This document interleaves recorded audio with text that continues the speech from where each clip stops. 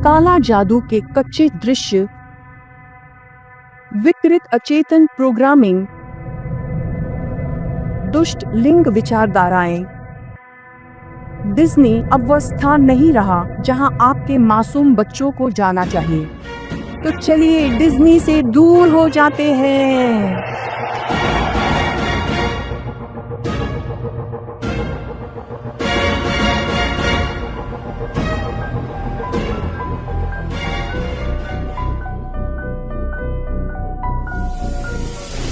जब लोग डिज्नी नाम सुनते हैं तो कई लोग वॉल्ट डिज्नी नाम के बारे में सोचते हैं, कुछ लोग कार्टून के विषय में सोचते हैं, जबकि कुछ लोग डिज्नी वर्ल्ड के विषय में सोचते हैं।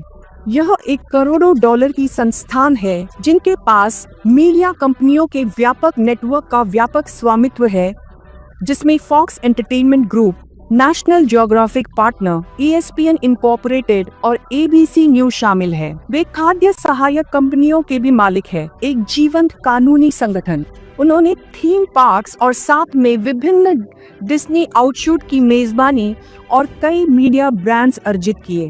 एक सदी से भी अधिक समय से इस व्यवसाय संगठन ने खुद को प्रभावशाली ताकत के रूप में स्थापित कर लिया है, बहुत सारे तरीकों से जो गिनती के परे है। किंतु आर्थिक क्षेत्र के प्रभाव की उनकी शक्तिशाली स्थापना से परे, उन्होंने सामाजिक मानदंडों पर प्रभाव डालने वाले एक सर्वव्यापी शक्ति के रूप में भी खुद को मजबूती से स्थापित किया है, और यह एक सुविचारित और सावधानी पूर्वक तैयार किया गया लोगों के दिमाग में बैठाने के एजेंडा के माध्यम से है।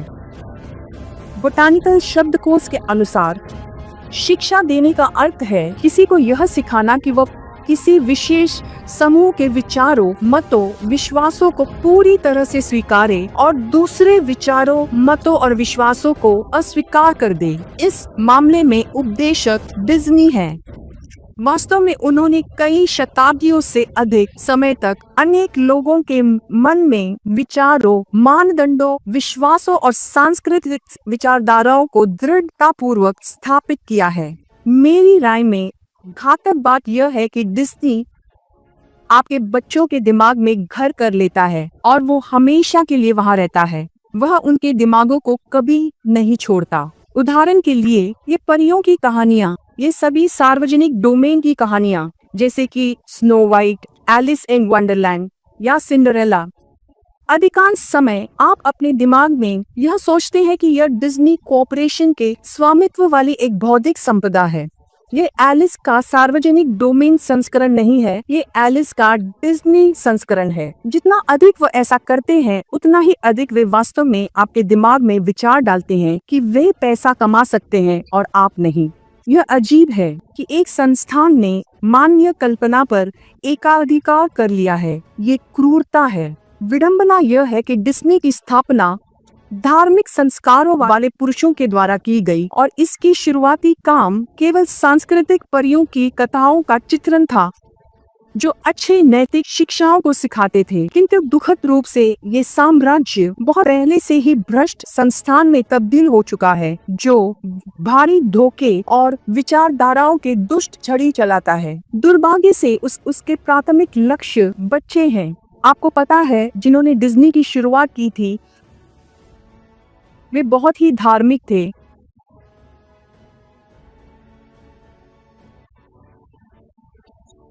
वे वास्तव में परमेश्वर के लोग थे। किंतु समय के साथ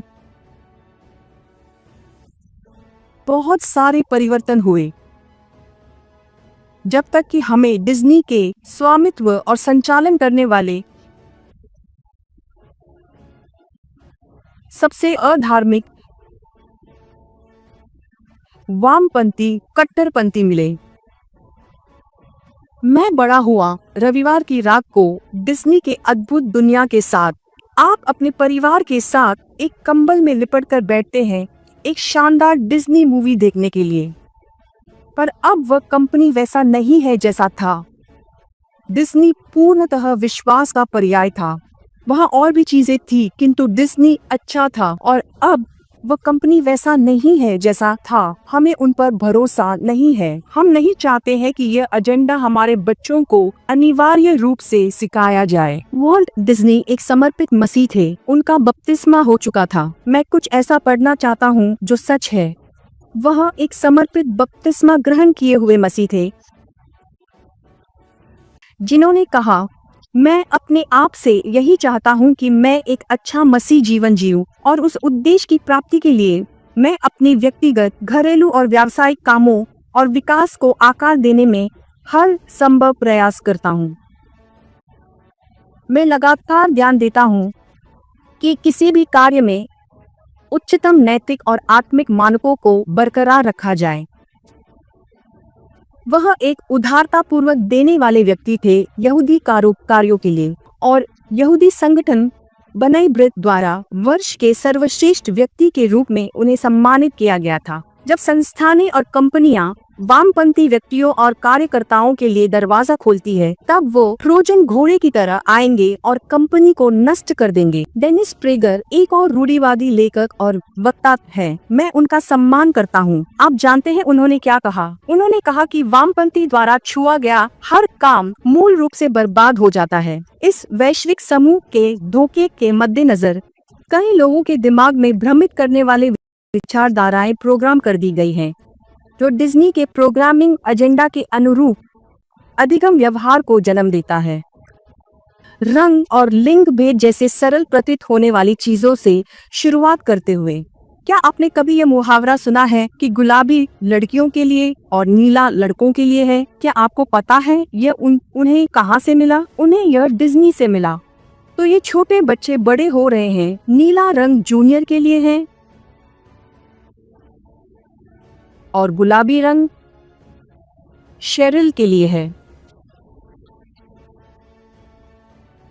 तो अब वह गुलाबी रंग पसंद करने लगती है और वह नीला रंग पसंद करने लगता है, और उनके दोस्त मिलने आते हैं और वे इसे अगले घर तक ले जाते हैं और हम इसे फैलाते रहते हैं। गुलाबी रंग स्त्री जैसा है, तो अगर आप एक लड़के को देखेंगे गुलाबी रंग पसंद करते हुए, तो वो कहते हैं।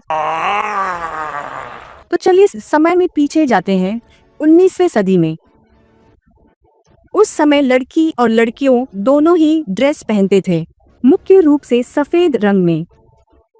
ये हमारे आधुनिक समाज के लिए असामान्य लग सकता है, किंतु यह व्यावहारिक कारणों के लिए किया गया था। सफेद कपड़ों को ब्लीच करना, साफ रखना आसान था और वॉशिंग मशीन से पहले यह एक प्रमुख सोच विचार थी।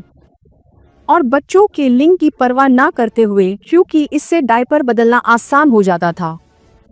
इस अवधि के दौरान छोटे बच्चों के बीच लिंग भेद पर अधिक ध्यान नहीं दिया जाता था और उन्हें कलाकृतियों और तस्वीरों में सफेद फ्रिल वाले ड्रेस पहने हुए दर्शाया जाता था, हमारे मानक से लगभग अभिभेद्य। किंतु जैसे ही हम 20वीं सदी की ओर बढ़े, खुदरा व्यापारियों ने लिंग विशिष्ट कपड़ों के अवधारणा के साथ प्रयोग करना शुरू कर दिया, और यह समय था जब रंग ने लड़कों और लड़कियों के पहनावे में अंतर करने में प्रमुख भूमिका निभाना शुरू कर दिया। गुलाबी रंग मूलतः लड़कों से जुड़ा हुआ था और नीला रंग लड़कियों से। यह जानकारी उस समय के विभिन्न स्ट्रीट कैटलॉग और फैशन लेखों से ली गई है। उदाहरण के लिए 1918 के प्रकाशन से व्यापार प्रकाशन अर्नशॉस शिशु प्रकाशन ने कहा कि गुलाबी रंग गहरा होने के कारण लड़कों के लिए उपयुक्त है और नीला रंग कोमल और सुंदर होने के कारण लड़कियों के लिए अधिक सुंदर है। किंतु यह संगठन लंबे समय तक नहीं टिक सका। 20वीं शताब्दी के मध्य में कहीं न कहीं रंग ने लिंग बदल लिया। रंगों के आधार पर यह लैंगिक भेदभाव 20वीं सदी के मध्य में डिज्नी के विपणन और व्यापारिक रणनीति के साथ, जिसने लड़कियों के लिए गुलाबी रंग और लड़कों के लिए नीले रंग के कार जैसे फ्रेंचाइजी के लिए प्रमुख रंग के रूप में प्रचारित किया। डिज्नी स्टोर में इन्हें अक्सर राजकुमारियों के लिए गुलाबी गलियारे और एक्शन फिगर्स के लिए नीले गलियारे के साथ अलग किया जाता था। ये सामाजिक मानदंड और अधिक मजबूत हुआ, जब तक कि कई लोगों के मन में ये बात गहराई से बैठ गई कि गुलाबी रंग लड़कियों के लिए और नीला रंग लड़कों के लिए उपयुक्त है। यह सिर्फ खिलौनों का पृथक्करण नहीं है, यह लिंग के उस विचार को भी झुठलाता है जो खिलौनों में गहराई से समाया हुआ है। अधिकतर हमारे बच्चों के हितों को कभी भी बाजार की जरूरत से निर्धारित नहीं किया जाना चाहिए, बल्कि जिन चीजों से हमारे बच्चे खेलते हैं, जिनसे वह परिचित है, उनमें हमारे गहरे मूल्यों का प्रतिबिंब होना चाहिए, उनमें हमारी रुचि का प्रतिबिंब होना चाहिए। तो उन लोगों ने बहुत बुरे काम किए थे। तो अब जब वे मुझे फिर से गुलाबी रंग के विषय में बात करते सुनेंगे, उन्हें मरने जैसा महसूस हो रहा होगा, किंतु मैं केवल सच कह रहा हूं। उन्होंने पूरे विश्व को धोखा दिया है, महिलाओं को यह विश्वास दिलाते हुए कि गुलाबी उनका रंग है। इसे नियंत्रित करना कहते हैं, दिमाग के ऊपर नियंत्रण, दिमाग के ऊपर नियंत्रण। और वे हमेशा ये देखने की कोशिश करते हैं कि वे कितनी दूर तक इसे ढकेल सकते हैं और लोगों को परमेश्वर की बातों से दूर ले जाने में सहायता करते हैं। यही वह कई वर्षों से करते आ रहे हैं। जैसे ही वर्ष 2000 में अगर आप वॉलमार्ट या किसी भी बड़े दुकान में जाते थे तो गुलाबी प्रिंसेस के गलियारे लड़कियों के लिए और लड़कों के लिए नीले रंग के सैन्य संचालित मर्दाना खिलौने होते थे, बिल्कुल सैनिक इत्यादि। मैं लड़कियों के लिए प्रिंसेस प्रोग्रामिंग और लड़कों के लिए योद्धा प्रोग्रामिंग के बारे में चिंतित हूँ, क्योंकि आप जानते हैं कि डिज्नी एक सैन्य औद्योगिक भागीदार है। भले ही वह सैन्य औद्योगिक परिसर के लिए एक पूरे संस्थान नहीं है, और वे सैनिक बनाना चाहते हैं, और इसका संबंध मेरे विचार से और अन्य लोगों के विचार से मानसिक नियंत्रण लेने के विषय में है। अमेरिकन साइकोलॉजिकल एसोसिएशन APS मानसिक नियंत्रण को मनोवैज्ञानिक तकनीकों के माध्यम से किसी व्यक्ति के विचारों, विश्वासों या व्यवहारों में व्यवस्थित हेरफेर के रूप में वर्णित किया गया है। इन बातों को ध्यान में रखते हुए पिछले कई वर्षों में डिज्नी द्वारा अपनाई गई 2 सामान्य मानसिक नियंत्रण लेने वाली तकनीकें हैं, MK अल्ट्रा मानसिक नियंत्रण और मोनार्क मानसिक नियंत्रण। बहुत से ऐसे लोग हैं जो मानसिक नियंत्रण के शिकार है और उन्हें ये एहसास नहीं है कि उनके साथ यह हुआ है। उदाहरण के लिए, अदन की वाटिका में सबसे बड़ा पाप मन पर नियंत्रण का परिणाम था। शैतान ने उस महिला के मन पर असर किया, उसके विचारों पर असर किया। आप वचनों को पढ़िए।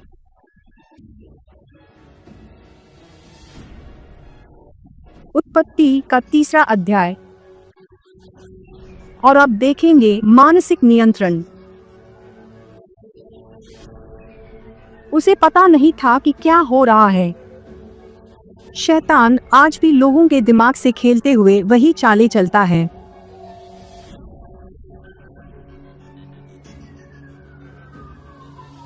बड़े संस्थान ऐसा करते हैं, देश और देशों की सरकारें ऐसा करती हैं। डिज्नी MK मानसिक नियंत्रण में भारी रूप से शामिल है। यह शुरू से ही रहा है। डिज्नी प्रोजेक्ट पेपर क्लिप से जुड़ा हुआ था, जो नाजी और फांसीवादी वैज्ञानिकों को अमेरिका ले आया, और उनके साथ आया MK अल्ट्रा मानसिक कंट्रोल और उसका प्रयोग। इसलिए डिज्नी जानबूझकर इसमें शुरू से ही शामिल रहा। न केवल डिज्नी प्रोग्रामिंग मानसिक नियंत्रण का एक प्रधान है, कुछ पीड़ितों ने भी प्रोग्रामिंग के लिए उन्हें डिज्नी पार्कों में लेकर जाने के विषय में रिपोर्ट किया है, और बड़ी संख्या में डिज्नी सितारों ने खुद को संपूर्ण मानसिक नियंत्रण के इस रूप के अधीन होने के संकेत दिखाए हैं।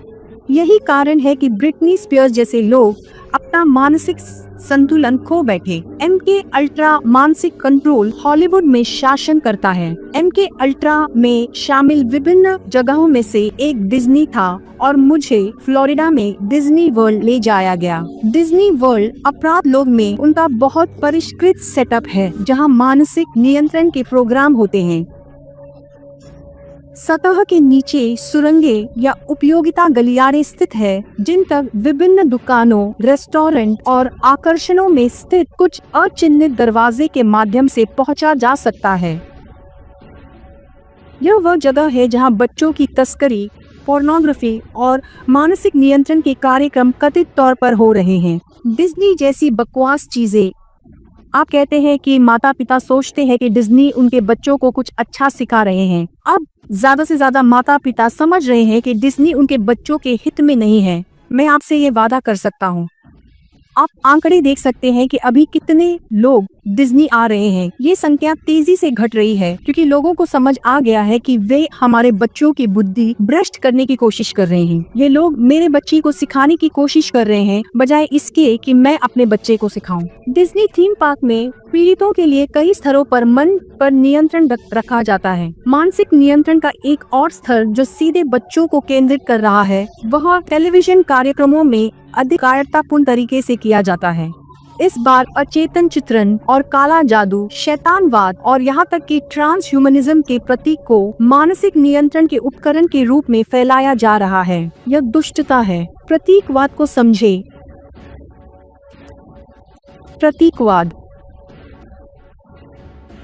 प्रतीकवाद इसका क्या चिन्ह है? जब आप देखते हैं कुछ होता हुआ, क्या इसमें कोई संदेश है? क्या वे अचेतन संदेश है? डिज्नी की नई एनिमेटेड सीरीज छोटा दानव बहुत गलत है। यह सब शैतानवाद को जनता के बीच सामान्य बनाने और यहाँ तक कि उसको महिमा देने के चल रहे एजेंडा के विषय में है। देखिए इस ट्रेलर को और मुझे बताइए कि क्या ये शैतान क्या खुले तौर पर उत्सव नहीं मना रहा। आपको संपूर्ण सीरीज देखने की आवश्यकता नहीं है। एक नजर ऑनलाइन उपलब्ध विभिन्न ट्रेलरों पर एक नजर और तथ्य की पुष्टि करने के लिए पर्याप्त है कि छोटा दानव गुप्त अभिजाती एजेंडा और प्रतीकवाद में डूबा हुआ है। शैतान मुख्य नायिकाओं को पूरी शक्ति देता है जिससे वह स्कूल में बदमाशों से लड़ सके। संदेश यह है कि शैतान आपका मित्र है। एक और संदेश चुड़ैल वृत्ति महिला सशक्तिकरण है। उसके बालों में दिखाई देने वाले आंख पर ध्यान दीजिए। यह आपको बताता है कि यह कार्यक्रम गुप्त अभिजात वर्ग द्वारा प्रायोजित है। इसके विषय में सोचिए। डिज्नी का क्या अर्थ है? जादुई साम्राज्य। डिज्नी फिल्में बच्चों को जादू टोना, महाशक्ति और जादू तथा रहस्य चीजों से परिचित कराने के लिए बनाई गई है। मैं एक सूची से पढ़ता हूँ, चलिए इसे अभी पढ़ते हैं। और ये तो बस कुछ ही है, संभवतः और भी बहुत कुछ है। Fantasia the sorcerers apprentice. Fantasia ये फिल्म एक जादुई मंत्र है जिसमें पूरी डिज्नी कॉर्पोरेशन संपूर्ण विश्व पर जादुई मंत्र डालता है। कुछ ऐसा जो महज एक कल्पना है या जादू इसे वास्तविक बना देता है। यहाँ तक कि जादुई अनुष्ठान भी जितना अधिक आप इन्हें बार बार करते हैं, ये उतना ही अधिक शक्ति प्राप्त करता है। इसलिए जब कोई फैंटेसिया और कोई दूसरी डिज्नी मूवी देखता है, वह एक जादुई मंत्र को बार बार दोहराता है और उसे शक्तिशाली बनाता है। इन विशेष कार्टून्स में ऐसे संदेश है जिन्हें कुछ विषय में समझना बहुत कठिन है और कुछ में बहुत स्पष्ट है। उदाहरण के लिए फिल्म में लैटिन में एक लाइन है, अच्छे किशोर अपने कपड़े उतार दो। यह उन्हें समझ आता है जो इन्हें सुन रहे हैं और उन्हें समझ नहीं आता है जो उसे नहीं सुन रहे हैं। लेकिन अगर आप ध्यान से नहीं सुनेंगे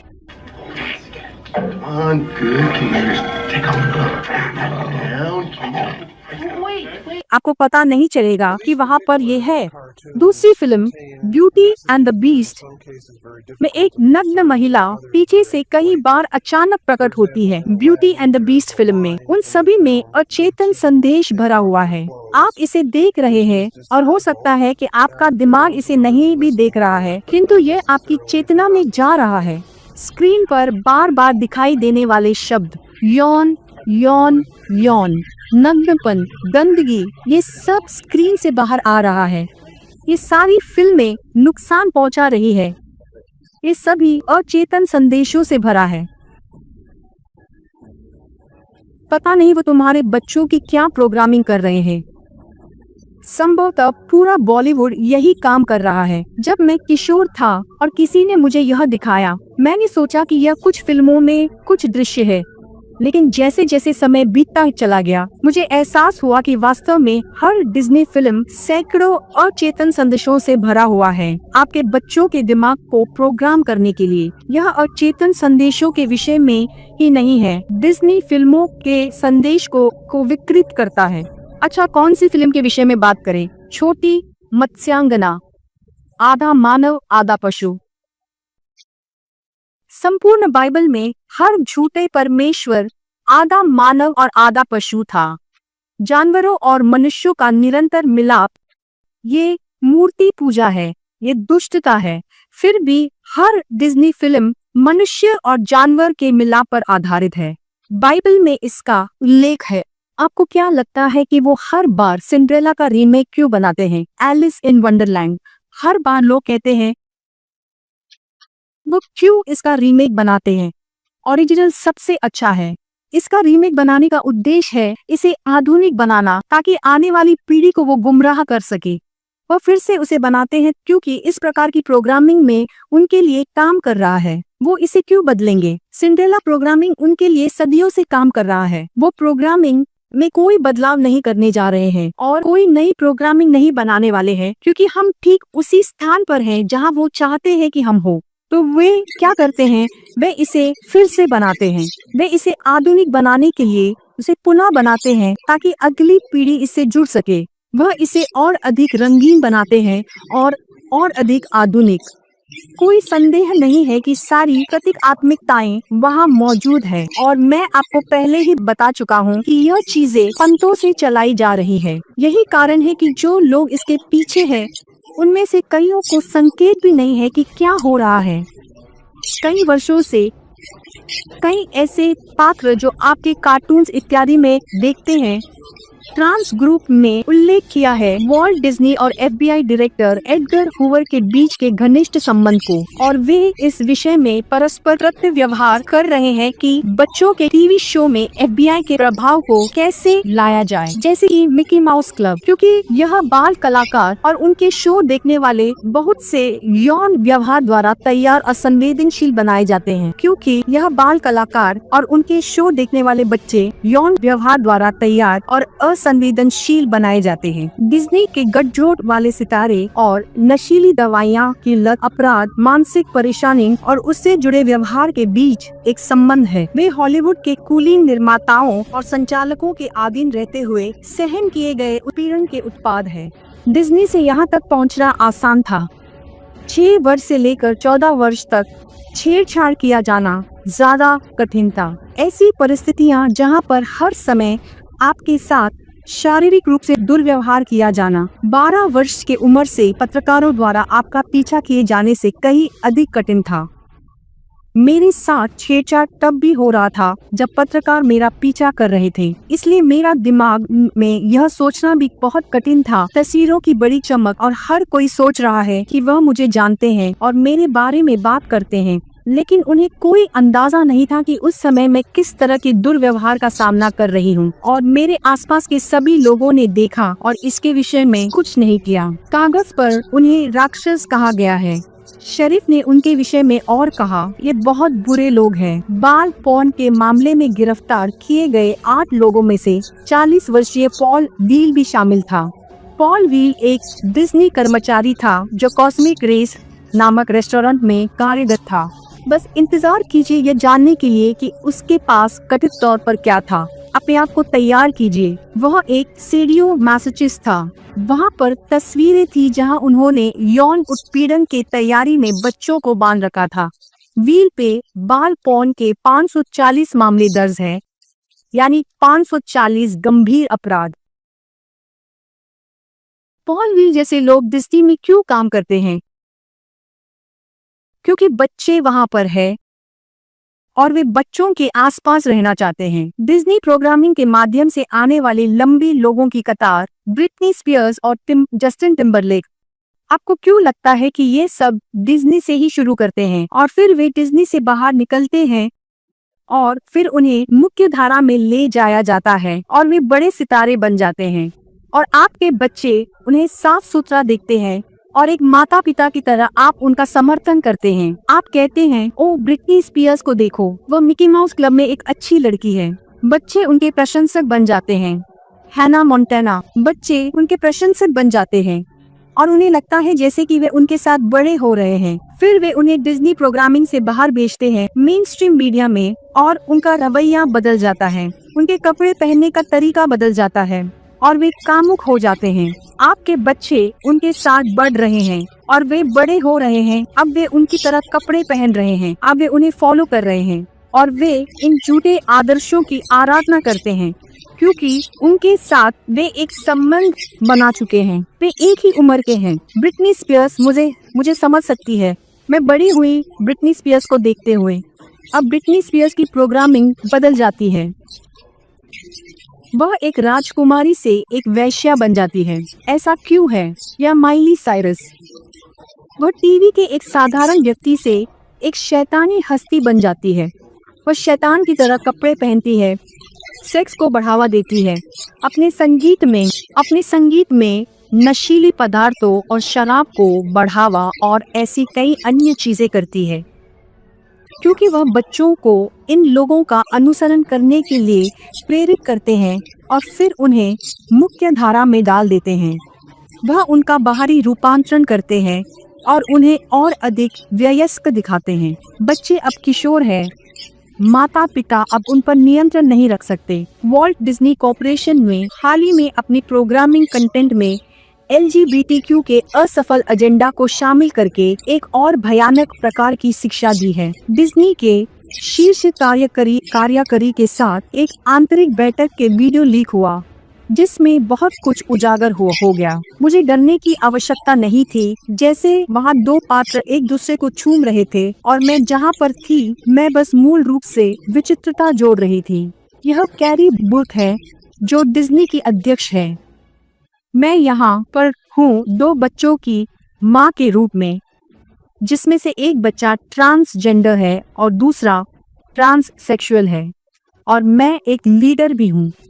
और मेरे बेटे ने मुझे सुबह ही एक टेक्स्ट भेजा कि मॉम, अब जेन एक्स दूसरे पीढ़ी के मुकाबले 30 से 40% अधिक लिंग विचित्र है, इसलिए डिज्नी को इसे बेहतर तरह से समझना चाहिए। डिज्नी जनरल एंटरटेनमेंट की अध्यक्षिका गर्व से LGBTQ बच्चों के सूचक के रूप में अपने आप को प्रस्तुत कर रही है। इसलिए यह अब और भी अधिक खतरनाक हो गया है कि आप अपने बच्चों को डिज्नी के किसी भी सामग्री के संपर्क में ना छोड़ें।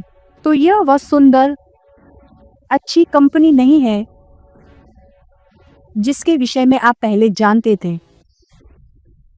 बहुत सारी चीजें बदल चुकी हैं। इसलिए जब डिज्नी मासूम बच्चों के प्रभावशील दिमाग को विकृत करने के लिए नकारात्मक प्रोग्रामिंग और शिक्षाओं को जारी रखते हैं, हमें अब पहले से कहीं अधिक सतर्क रहना चाहिए और अपने बच्चों को परमेश्वर की वचन की सच्चाई से लैस करना चाहिए, शुद्ध, स्वस्थ और ईश्वरीय सामग्री के साथ, क्योंकि यह उनके शत्रु के विनाशकारी हमले के विरोध में अंतिम ढाल होगी, उन्हें अंधकार और विनाश के रास्ते पर ले जाने के उसके प्रयास में।